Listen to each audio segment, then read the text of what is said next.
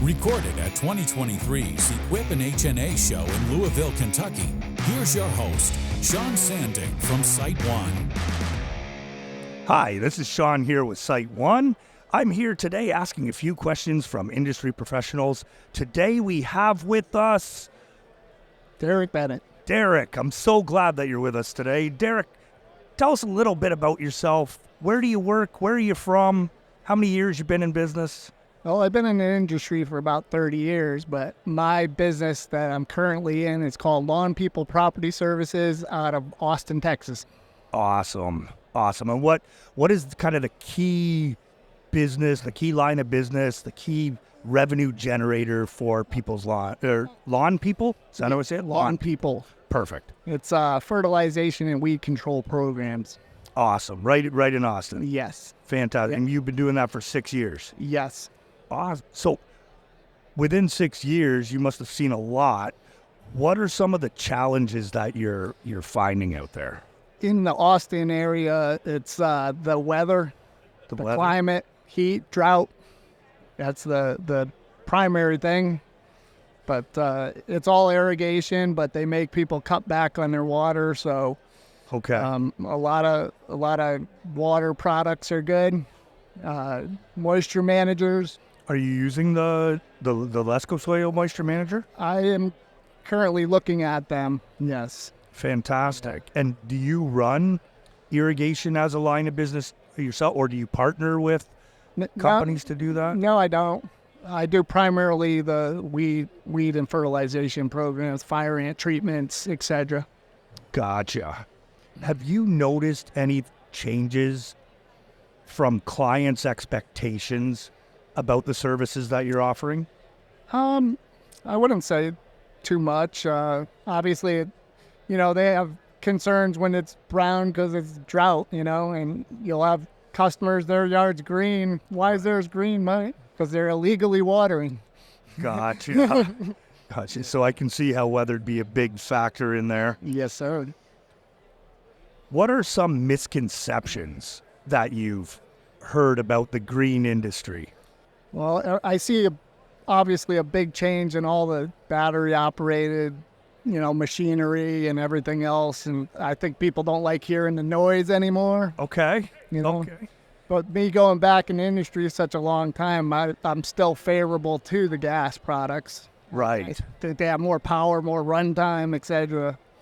I get a lot of I also mow a few lawns, so I get calls that somebody goes on vacation, they come back, they can't get their battery-powered mower through their yard. They call me up to get it back under control so they can mow it with their battery-operated mower. Right. Yeah, so. I gotcha.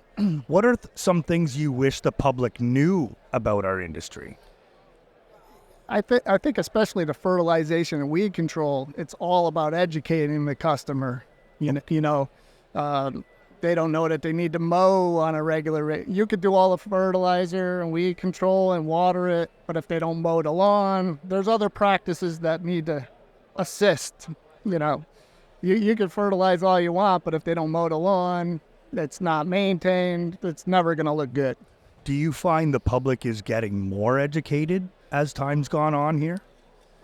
I think to agree, somewhat, a lot of people are on YouTube and learning, they're DIY. You see some people that are really into it and their lawns are real mowed and, they're putting down DIY products, and a lot of that's going on now. I understand. One last question here for you, Derek. Yes. How do you see the green industry evolving over the next 10 years? I see it going really, a lot of the municipalities are forcing people to go with the electric equipment. That's the big thing I'm seeing from years ago. Everything was gas. Now California only electric, It's got to hurt some of these, guys that are doing this have to switch over to electric and incur that cost, to switch over, And to be honest, a lot of that equipment's not there yet. It doesn't have the power. You're you're adding to their labor because they can't get as much done with the electric products so far. Right. But some electric products are great. FlowZone has a great sprayer, backpack sprayer. I think there's a great industry of all the small stuff, little pumps. That stuff's great. The bigger equipment, I don't think it's there yet as far as the capacity, the run time, the cost, obviously. So. Gotcha. Well, I really appreciate your insight, Derek, and I really appreciate you stopping by today. Thank you, and enjoy the rest of the show. Thank you very much. Thanks for tuning in to Confessions of the Craft. Ensure you never miss an episode by subscribing to the podcast so you can be the first to hear new episodes and discover previous ones. Follow SiteOne on Facebook, X, formerly known as Twitter, Instagram, and LinkedIn for the latest trends and industry updates.